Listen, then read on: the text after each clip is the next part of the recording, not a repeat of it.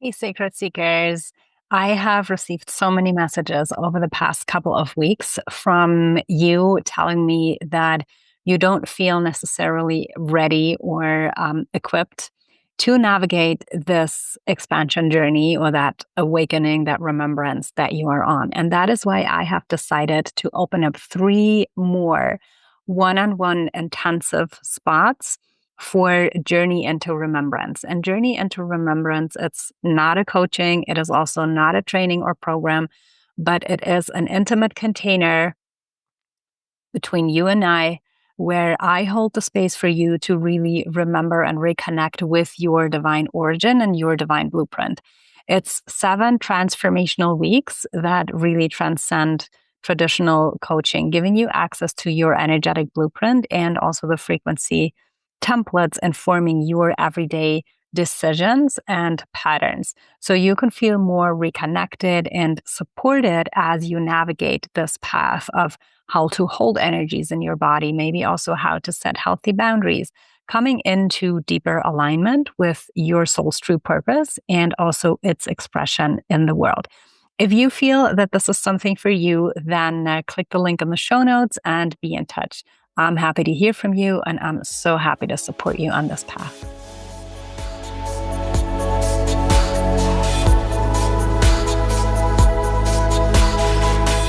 Hi, and welcome, Sacred Travel friends. What if the real world isn't what we've been told that it is? What if the true magic of life is not found in escaping the world, but in seeing it as it truly is, alive, holy, and overflowing with mystery?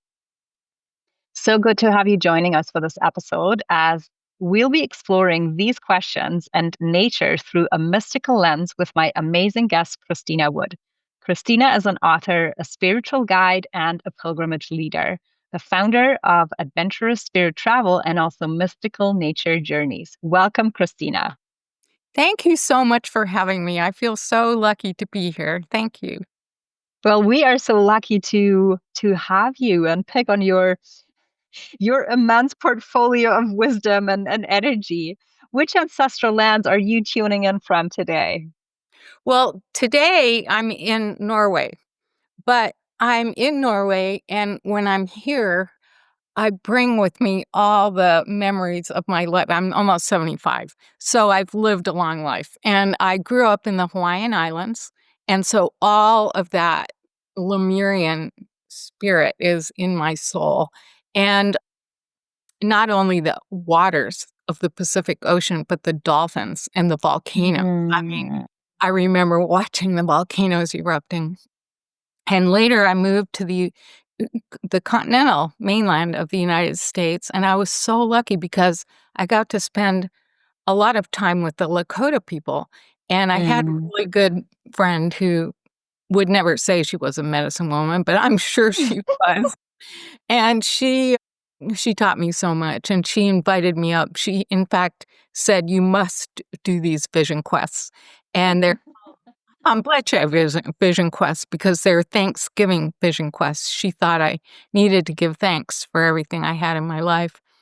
And so I did those for 18 years. And after that, I was invited by the medicine man to do 8 years of sun dancing with them. So I learned so much from these beautiful, kind people. And then it was many years later that I actually moved to Norway. I fell in love with a man, and now he's my husband, and we live here along the coast of Norway. What a blessing. Yeah. And thank you for also making this connection with the waters and the waterways. I feel that is always such a big, remembrance also to come back to that it's the water that holds the memory and that brings the codes as well. Yes, the waters of this world in our bodies and everywhere are the blessing, I think. That's the deep blessing that we have. And so if we remember to keep our own thoughts pure, since we're water, then the water absorbs that. And so then that water sends it out to everything that has water in it, which is everything. So it has a huge universal effect. And so it's It's pretty magical, this water. Mhm. You have trained with so many different elders around the world. What are three profound indigenous teachings that you learned over time that really shaped your way of connecting to nature and also the universe, I want to say, in the way that you do it today? Well, I can tell you one important thing, and that is that, I mean, I've been from Bhutan to South America, Bolivia. I worked with a Bolivian shaman, and of course, my Lakota shaman friends. And everywhere I go, every time I meet a shaman and start to have an important conversation with them, they tell me one thing that's in common. They don't know each other, but they all tell me the most important thing for us in the world today as human beings is to be happy. They all tell me that. And so I think that's an important thing to remember because they're all saying that. And I mean, that must have a big important meaning. So I work on that every day, and I think people should do that. And I try to provide tools through my work and my books to help people accomplish that in any way that they can. It's so funny because it seems so simple, right? Yet Right. it's so difficult. Well, it doesn't have to be so difficult. So, you know, there are things that you can do that can help you to accomplish that. Yeah. Mm. Can you give us some examples of how the indigenous way of learning, but I also want to say like of being is so different from what we encounter in a world that we believe it's an advanced society. Right. Well, one very important way that the indigenous people live is they're happy with what they have. You know, they can be pretty poor. In fact, they're very poor, a lot of them, but they're happy with what they have. So if we can remember that one little thing, that would be helpful. I mean, you have enough.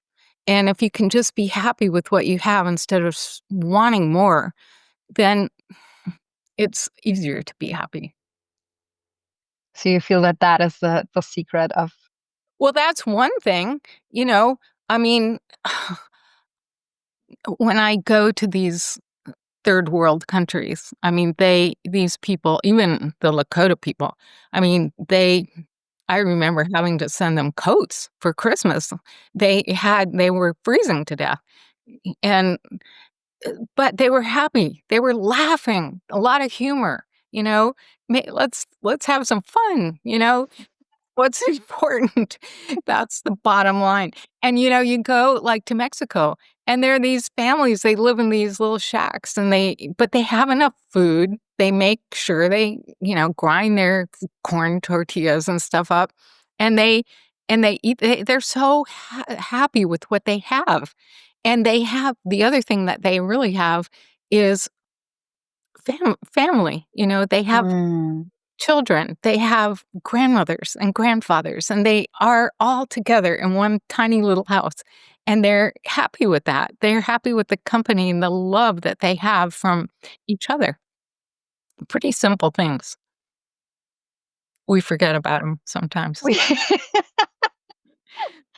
we we forget about them totally. Do you also feel that, this is the way how, yeah, in these what we call advanced societies, but it's like has become also these nuclear families that we have forgotten what the importance of community. I'm not only talking about like community of people, but also like connection to nature is. Yeah, a lot of people, a huge percentage of our population now lives in concrete cities and buildings. And it's not really their fault, but somehow they have forgotten to connect with nature. And nature is, I just did a whole course on this, how to do this. And it's so important because, you know, walking barefoot on the grass is so healing. Connecting with the tree, the spirits of the trees, listening to what they have to say and talking with them. Those are such important things. And we need to try to reconnect with nature in these ways. The waters, you don't find these running waters in your apartment building. You need to get out there and go looking for the ocean, the shore, or the river, even if it's just once a month or something. Connect with what is the power of Mother Nature. Yeah. In the one of the books that you have written, Why the Sunflower Smiles, to me, it almost seems like an analogy of the soul's evolutionary journey, but it's really like coming back to these very, very little moments. Yeah. Tell us a little bit more about that. Yeah. I have a bunch of stories in that book of just that book is kind of fun. They're very short stories, but they're about my times when I went traveling around, like to Ireland, to Glastonbury, to, these are European places, to the south of France. I've been other places, but my stories are mostly from those places because I guess I wrote books shortly after that. And, Tiwanaku in Bolivia and, Machu Picchu, all these places. Every time you go there, you can make a connection to a different dimension, actually. Mm. And so that's what I was able to do. And it was so fun. And I wanted to share what happened in all those they're like 2 pages of stories. And generally, every time I made a connection with a different kind of, like I said, a different dimension. It could be an angel or an orb of golden light, or, something very special. And then a friend of mine who's a very clear channel named Lee Cook, she saw the picture of so I took pictures of all these things, all these things that I saw, and told the story about it. And then my friend Lee, she is a clear channel, so she dictated to me what the exact message was from each one of these. Wow. So yeah, so it's a special little book. It's on Amazon. Anybody can get it. But yeah, I love that little book. That was my first book. Yeah. And my second book is just going to be published this October. That's going to be exciting. What's that about? Yeah, that's called The Magic of the Real World. And that is, it's along the same lines, but it's a lot more, like each story. Like, for example, the first chapter is called Travels on Mount Shasta. And it's about the first time I went to Mount Shasta. And Mount Shasta is such a cathedral. It's such a sacred place. And so I went there, and I had someone who has lived there for many years tell me the special places to go. So I went to those places, and especially at one place, I had this amazing vision. And so it's the story of what happened in that vision. And it's just pretty far out. You would think I was on acid or something, but I'm not. I'm not doing any drugs at all. And it's just connecting with what is there, what wants to offer us. And so the reason why I wrote the book is because I think it's important for people to know that they can go to these places and just connect with the spirits that are there and get messages. And after each story that I write, I talk about what happened in the vision, what's important. Like in that story, for example. Hey friends, today I want to share something truly, truly incredible and life-changing with you. I'm holding a quantum frequency spray in my hands from the brand called Levy lights.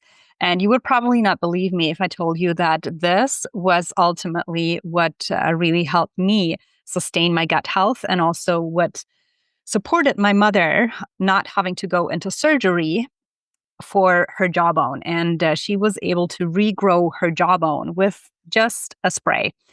It's not just a spray, it is actually the highest form of nature meeting quantum frequency technology.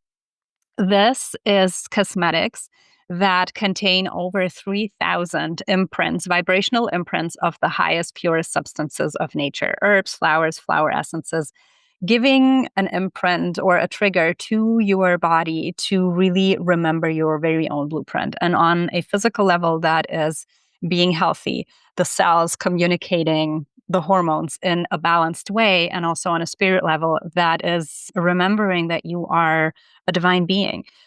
I have never come across anything like that, and I work with energy medicine basically every day.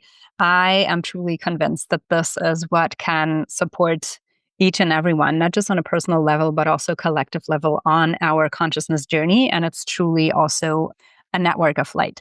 So if this resonates with you, and if you feel that you would like to find out more about it, check the link in the show notes. I am hosting bi-weekly calls where you can find out more information.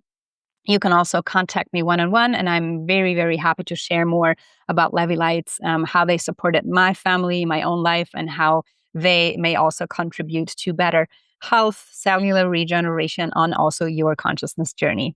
Check it out today. I went spiraling. You were talking about spirals in our meditation. So I went spiraling with a group of angels up above the mountain. And then we spiraled back down into the mountain. And then I saw all kinds of amazing things down there. But the lesson that I learned about spiraling is that you need to spiral out. And then if you do that, you must spiral back in, because that's what creates boundaries for you. Otherwise, you spiral out. And so there's so many things that you can learn from these kinds of visions. And that's just one little example from one little story.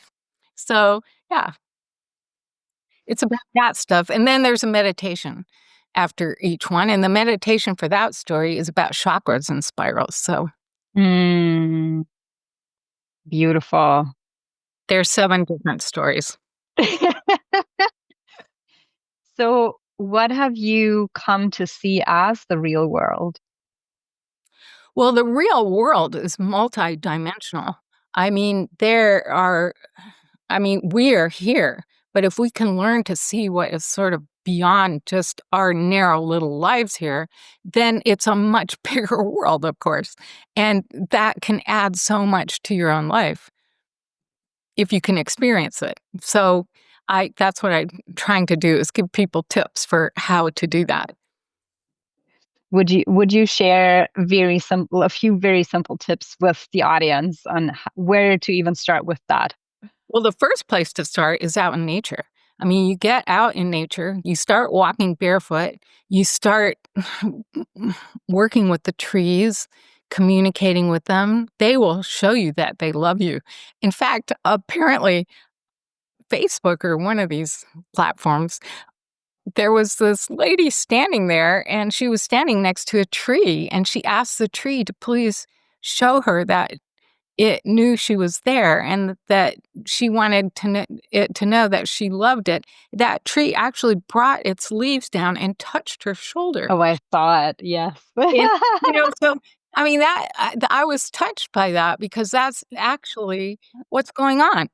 There are these spirits out there, and they're in nature. Mostly they're in nature, but they're especially prevalent at the sacred sites. And so, yeah, so it's good if you can go to sacred sites. Like, we're going to, should I tell them about the fact that we're going to Guatemala? Absolutely, yes. Yeah.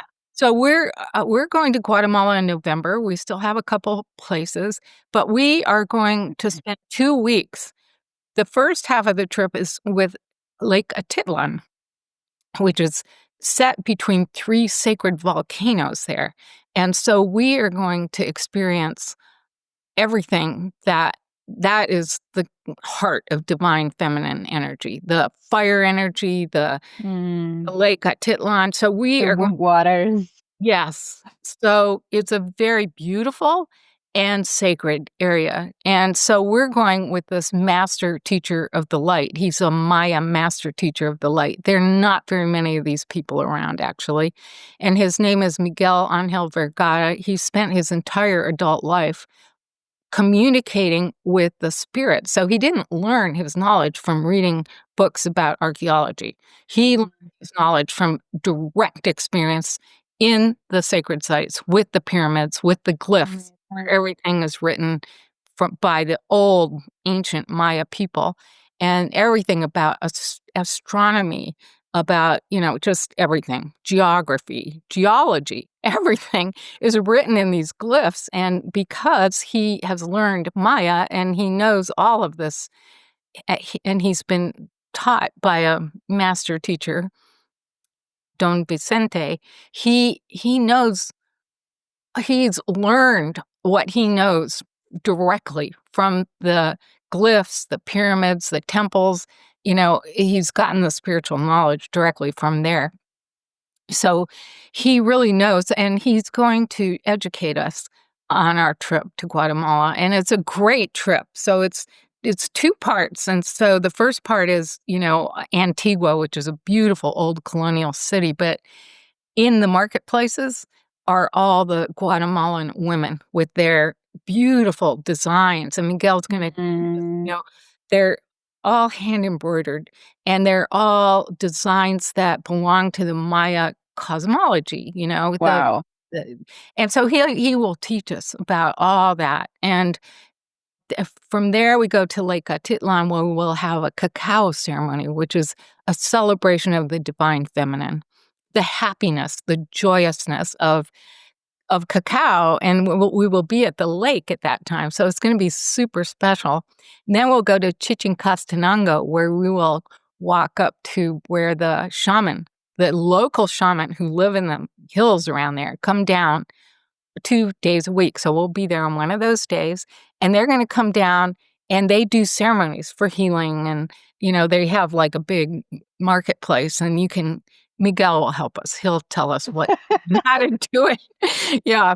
And of course, that's a major marketplace too. So if you're interested in some of those beautiful embroidered things, you could buy them there. And then we're going to another place which celebrates the goddess, the mother goddess of our earth. And so there we'll have a big meditation about connecting with the divine feminine and grandmother earth.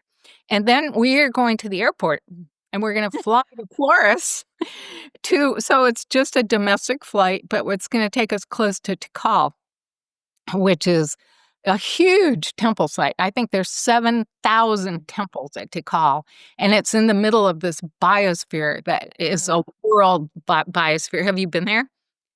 I have not. Theoretically, yes. Physically, not. Yeah. So it's an amazing place energetically. And so we are going to go there for a couple of days and do ceremony there in the places where Miguel knows that the beings from the cosmos come down and they communicate with you there. So we will be doing that. And then we're going to a few other places in the general area that have, one place celebrates the green waters, which represent the jade. Jade is the heart chakra representation. And we're also going to connect with the 𝘆𝗵𝘁 people, which they're really connected to the old Lemurian civilization, which I feel very connected to, coming from Hawaii originally.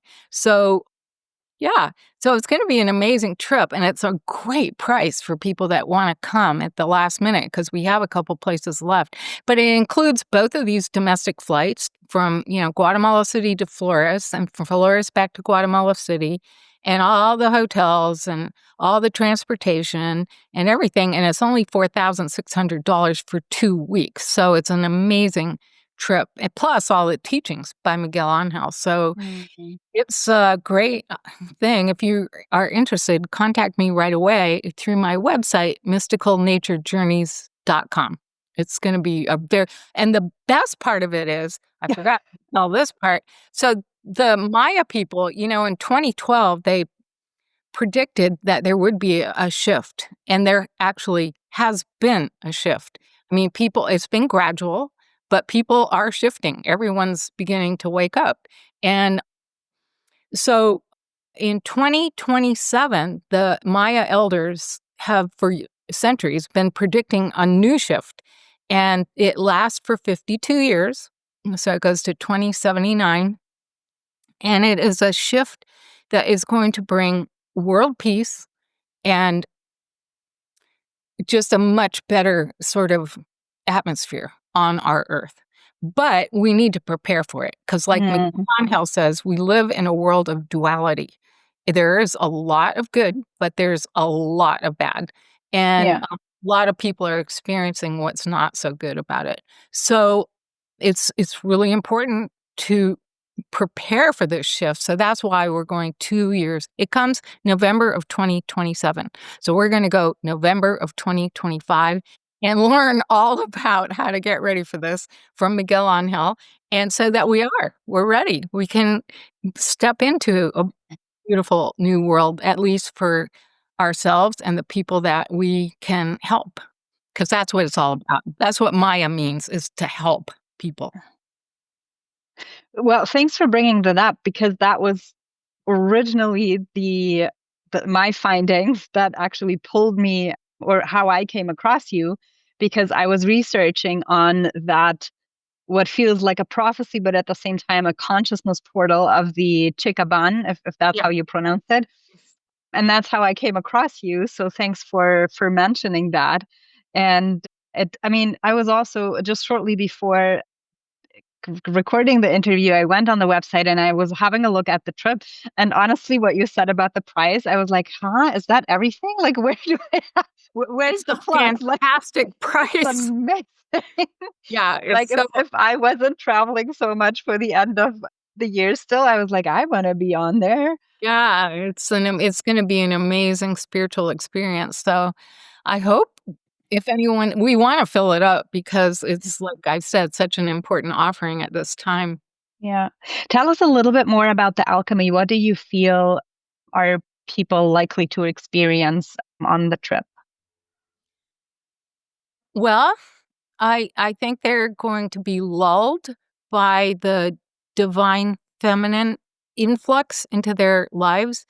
The divine feminine energy is actually one of joyfulness, and the fire energy from the 3 volcanoes, and the water energy from Lake 𝘁𝗏𝗏, and then the nature energy all around, everywhere. Like in the beginning of getting to Lake 𝘁𝗏𝗏, we're going to a butterfly place where they've collected different butterflies. You know, Central America has so many gorgeous butterflies. So the butterfly is actually the symbol of Atlantis. So, you know, the Maya people are very connected to Atlantis. They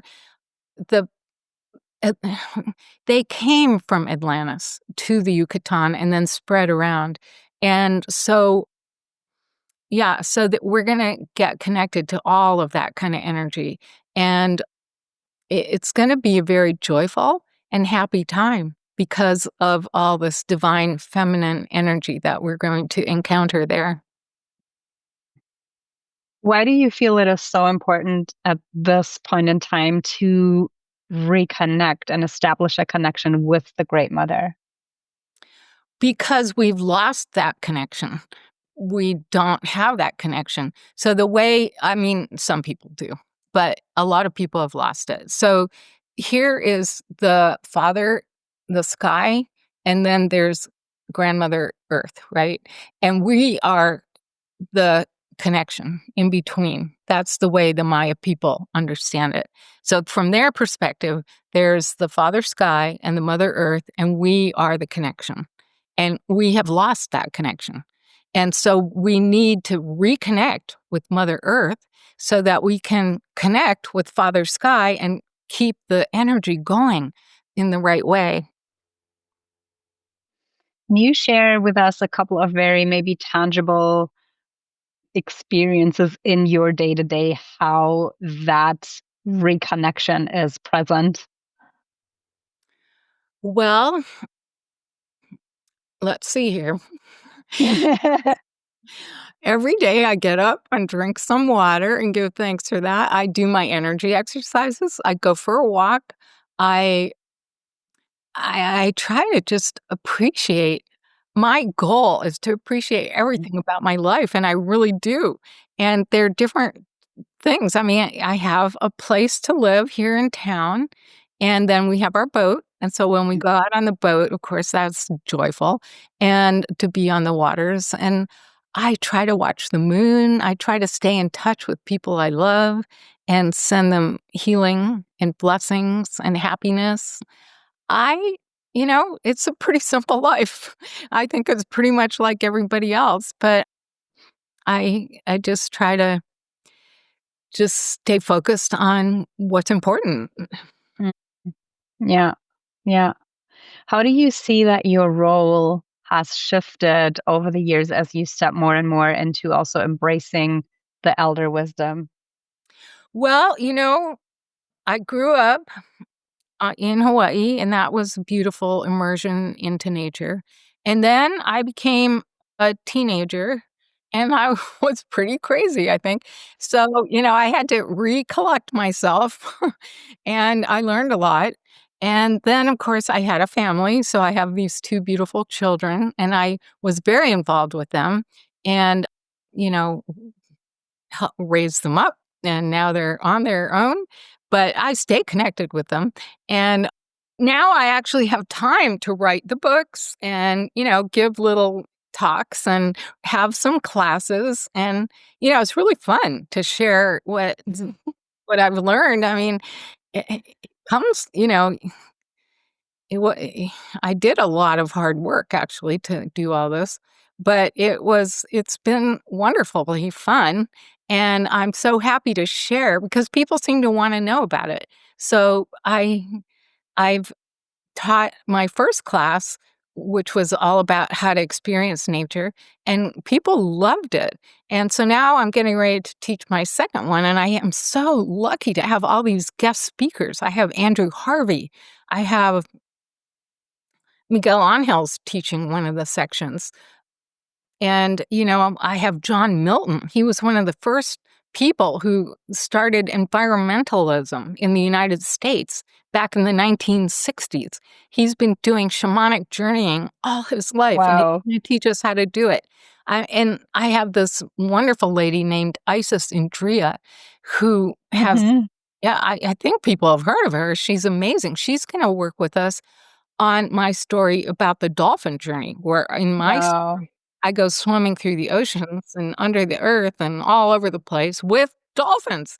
And she loves dolphins, and she's all about the waters, and she's going to teach us about prayer and healing prayer and prayer with the waters. So that's going to be a beautiful class. So there, and 𝘆𝗵𝗁, who started the Shift Network. I don't know if you've heard of that, but she started that with her husband. And so, she's impacted over 3.2 million students around the world. And she's going to be teaching a class about guides. One of my stories, I was at Abu Ghraib, which is in Egypt. Mhm. And I went off on a journey, up to meet the Pleiades people and Goddess Hathor up there. And so she's going to teach about how to work with your guides. A lot of people want to have guides, but they don't know how to connect with them. So, or they have them and I don't know. She's going to try to teach people how to have a stronger connection with their Mm. because it's super helpful. They can help you. They can take you places. They can rescue you. One time I was out way too far away from the sea, and I had to ask my guides to come and rescue me, and they were there in a second. Yeah, so they help you. So you need to know how to connect with guides. So just to clarify for the audience, what you've been speaking about right now is the new course that you've coming up with. Yeah, a variety of light workers. I want to say it's called Uncover the Magic of the Real World, right? Yeah, it's on my website. So if they just go to www.mysticalnaturejourneys.com and go to offerings at the top, you'll see offerings. There are courses and travel. So if they want to go to Guatemala, they can click travel. If they want to take the course, they click courses. Yeah. And there you can see all about this class. I mean, I'm so happy to have these 7 master teachers helping me present this information. It's just amazing. And so, yeah, I invite people to check it out. And I hope to see you on some of these events. Yeah, we're going to be putting the link in the show notes. And also, we know that as this airs, the course has already started, but you can go back and also purchase it and listen to the replay. So Well, that new course actually starts September 17th, and it goes every Wednesday, once a week, every Wednesday. But if they miss 1 or 2 classes, they're all going to have a replay. We're recording them, so they can go back and listen later. I love that. Okay. So from your perspective now, what is one advice that you would give your younger, maybe seeking self right now? Yeah. So I was really lost for a while. I swam in the Olympic Games. And after that, after I quit swimming, I lost my identity. I didn't know who I was anymore. I had been an Olympic swimmer, and all of a sudden I didn't have that. I was nobody. And I didn't know who I was. And I had a really tough time for a while. But I decided to do what I could do, which was coach swimming. So I started coaching swimming, and I just wanted to do the very best job that I could with these kids. And so I think that that's an important thing. Do the best you can. And I ended up using Jean Houston's teachings about, using your highest potential, how to get to your highest potential. And she had books at that time on all this. So I studied these books, and that gave me a purpose to help these kids become the best they could be. And if they became the best they could be, their children are the best teachers. They taught me to be the best I could be. And so I began to learn, I started studying about Rudolf Steiner, and I started a little Waldorf kindergarten, and then I sent my kids to the Waldorf school. And one thing leads to another. And so everyone goes through a period in their life where they're just lost. And that's good in a way, because don't feel bad about it, because it's going to lead you to bigger and better things. And that's my experience. So just try to do your best. Find what you love to do, and do the best you can at it. That's what I would recommend to people, especially if they're a little lost.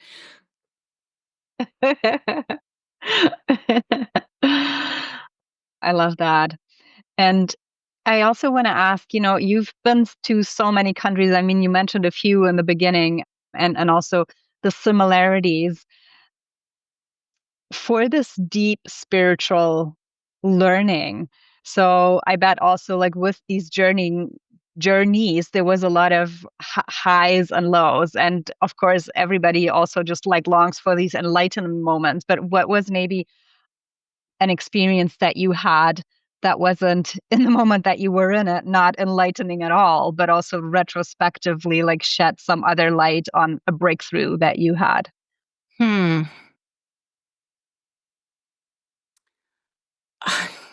It's kind of hard to think of something that wasn't enlightening, because of the places that I choose to go to and the guides that I choose to have help me. For example, when I went to Glastonbury, I chose a guide there that was just, he grew up there and he knew everything about everything. And so it was, and I went with a sound healer who brought Andy Goldman. So I don't know if you've heard of Jonathan Goldman from sound healing. He was one of the first sound healers. So Andy Goldman was a friend of mine. So I brought her along. So everywhere we went, you just have to plan it. So it's going to be good. And she, brought her crystal bowls and her beautiful self and just created music for us wherever we went. I have to tell you about a special experience up there on the tour. So we were in Glastonbury and we spent the day where everyone was tired out. We ate dinner and all my guests, they all wanted to go to bed. But there was a super full moon and it was a clear night sky in Glastonbury. So I said to myself, I'm not going to miss this opportunity. So I all the half hour back up to the top of the tour and I went and I sat down there just watching the moon. And there was a sort of a mist, like the mists of Avalon that you hear over the below in the valley. And I was just sitting there and I suddenly began to see these little men, right? Or I think they were men. They had these hoods. They looked like druids, small little druids walking around the edge of the tour. And I wanted to connect with them, but I mean, I had to get up early the next morning to meet these people for breakfast. So I sat there and I watched. At first, I couldn't believe it. I thought I was seeing something, but then, something that wasn't there. But then finally, they became so visible. They never came over to say hello, but they might have if I had stayed longer. But they just were there. And I was so blown away that the druids showed up for the super full moon and were there and made themselves visible to me. And I felt so blessed at that time. It was amazing. So that, you can just go for it. That's my advice. Just if you have an opportunity to do something like that in the super full moon, just do it. You will be amazed at what you see and what happens. I can see it. Like I'm fully in it. And at the same time, I know so many people who have these experiences and at the same time depriving themselves of it because they think they're making stuff up. What do you have to say to that? Well, I have to say that after I come back from some of these visions, I ask myself, did I just make all of this up? But I mean, I do sometimes. It's so fantastic, like so out of the ordinary that I just say, did I really just make this stuff up? But then when you begin to understand how multidimensional our universe is, you can begin to believe that this is around you. This is happening. This is for real. And it is the real world. Yeah. Yeah, it definitely is. Yeah. Is there anything else that you want to share with the audience? Live your life. Just get out there and do the things you want to do. You never know what's going to happen. And it's so wonderful, our life that we have to live. And so that's my recommendation. Just do the things you want to do as soon as you can because you just never know. Just go for it. You get so much back when you just take a chance. Yeah. Thank you. As a closing question, I want to ask you, why does the sunflower smile? The sunflower, I should put on my glasses here. The sunflower lifts its face to the sun in celebration. It rejoices in sharing its unique frequencies that demonstrate the harmony, unity, and order of our cosmos. Because if you see the sunflower, you see how it is a spiral. And it vibrates with joy and sings a song of bliss as it shares its wisdom and knowledge of the universe. These patterns of divinity are etched upon the sunflower's face, as sunflower is a reflection of the swirling stars in the sky. Each seed within the sunflower is like a soul, and a soul is like a seed filled with the potential of unlimited happiness. Every soul is connected to the divine pattern of the cosmos, just as each seed within the sunflower is connected to the stars. The sunflower smiles because it knows that every one of its seeds is full of grace and potential, a blessing of possibility. Just as the cosmos and every human being is filled with happy possibilities.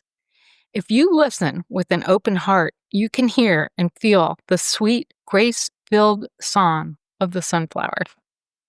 Thank you for asking about that. Thank you for reading that to us. Oh my goodness, my heart is just like, yay! So much joy in these words. Thank you. Yeah, this whole book is pretty joyful. It's here it is.